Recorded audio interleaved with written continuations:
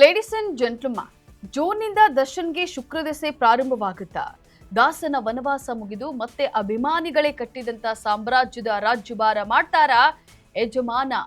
ಏನಿದು ದರ್ಶನ್ಗೆ ಸಂಬಂಧಿಸಿದಂತೆ ಬಿಗ್ ಅಪ್ಡೇಟ್ ಈ ಬಗ್ಗೆ ಹೇಳ್ತೀನಿ.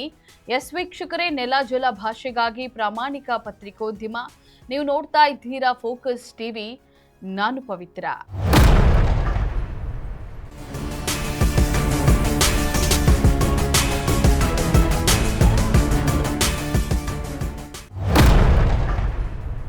ವೀಕ್ಷಕರೇ, ಚಿತ್ರದುರ್ಗದ ರೇಣುಕಾಸ್ವಾಮಿ ಭೀಕರ ಕೊಲೆ ಪ್ರಕರಣದ ನ್ಯಾಯಾಂಗ ತನಿಖೆಯು ಈಗ ಅತ್ಯಂತ ನಿರ್ಣಾಯಕ ಹಂತಕ್ಕೆ ತಲುಪಿದೆ.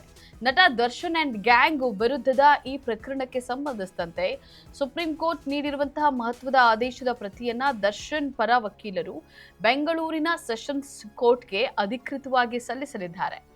ಈ ಆದೇಶದ ಅನ್ವಯ ಪ್ರಕರಣದ ತ್ವರಿತಗತಿ ವಿಚಾರಣೆ ನಡೆಸುವ ಹಾಗೂ ಆರೋಪಿಗಳಿಗೆ ಒದಗಿಸಬೇಕಾದಂತಹ ಕನಿಷ್ಠ ಸೌಲಭ್ಯಗಳ ಮಾರ್ಗಸೂಚಿಗಳನ್ನ ಹೇಗೆ ಅಳವಡಿಸಿಕೊಳ್ಳಬೇಕು ಅನ್ನೋದರ ಕುರಿತು ಸೆಷನ್ಸ್ ನ್ಯಾಯಾಲಯವು ಮುಂದಿನ ಮಹತ್ವದ ನಿರ್ಧಾರವನ್ನ ಕೈಗೊಳ್ಳಲಿದೆ. ಇನ್ನು ಈ ಪ್ರಕರಣದ ಗಂಭೀರತೆಯನ್ನ ಪರಿಗಣಿಸಿರುವಂತಹ ಸುಪ್ರೀಂ ಕೋರ್ಟ್ ತ್ವರಿತಗತಿ ತನಿಖೆಗೆ ಕಟ್ಟುನಿಟ್ಟಿನ ಗಡುವನ್ನ ವಿಧಿಸಿದ್ದು, ಮುಂಬರುವಂತಹ 1 ವರ್ಷದ ಅವಧಿಯಲ್ಲಿ ಪ್ರಕರಣದ ಪ್ರಮುಖ 60 ಸಾಕ್ಷಿಗಳ ವಿಚಾರಣೆಯನ್ನ ಕಡ್ಡಾಯವಾಗಿ ಪೂರ್ಣಗೊಳಿಸಬೇಕು ಅಂತ ಹೇಳಿ ಸ್ಪಷ್ಟ ನಿರ್ದೇಶನವನ್ನ ನೀಡಿದೆ.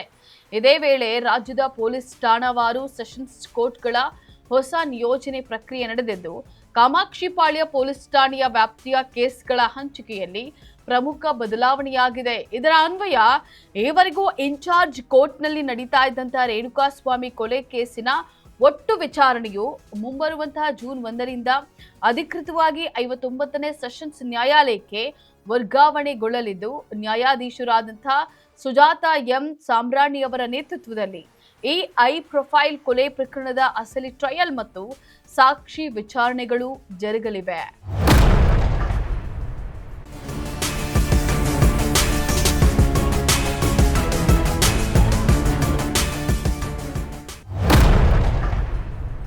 ವೀಕ್ಷಕರೇ, ಮುಂಬರುವಂತಹ ಸೋಮವಾರದಂದು ರೇಣುಕಾಸ್ವಾಮಿ ಕೊಲೆ ಪ್ರಕರಣದ ಮುಂದಿನ ಹಂತದ ವಿಚಾರಣೆ ನ್ಯಾಯಾಲಯದಲ್ಲಿ ನಿಗದಿಯಾಗಿದ್ದು, ಅಂದು ಸುಪ್ರೀಂ ಕೋರ್ಟ್ನ ಆದೇಶದ ಅನ್ವಯ 59ನೇ ಸೆಷನ್ಸ್ ಕೋರ್ಟ್ ಕೈಗೊಳ್ಳಲಿರುವಂತಹ ಮುಂದಿನ ಕ್ರಮಗಳು ಹಾಗೂ ಹೈಕೋರ್ಟ್ನಲ್ಲಿ ಕಾಯ್ದಿರಿಸಲಾಗಿರುವಂತಹ 5 ಜನ ಆರೋಪಿಗಳ ಜಾಮೀನು ರದ್ದತಿ ಅರ್ಜಿಯ ಭವಿಷ್ಯದ ದೃಷ್ಟಿಯಿಂದ ಸೋಮವಾರದ ಕೋರ್ಟ್ ಕಲಾಪ ಇಡೀ ರಾಜ್ಯದಾದ್ಯಂತ ತೀವ್ರ ಕುತೂಹಲವನ್ನ ಮೂಡಿಸಿದೆ.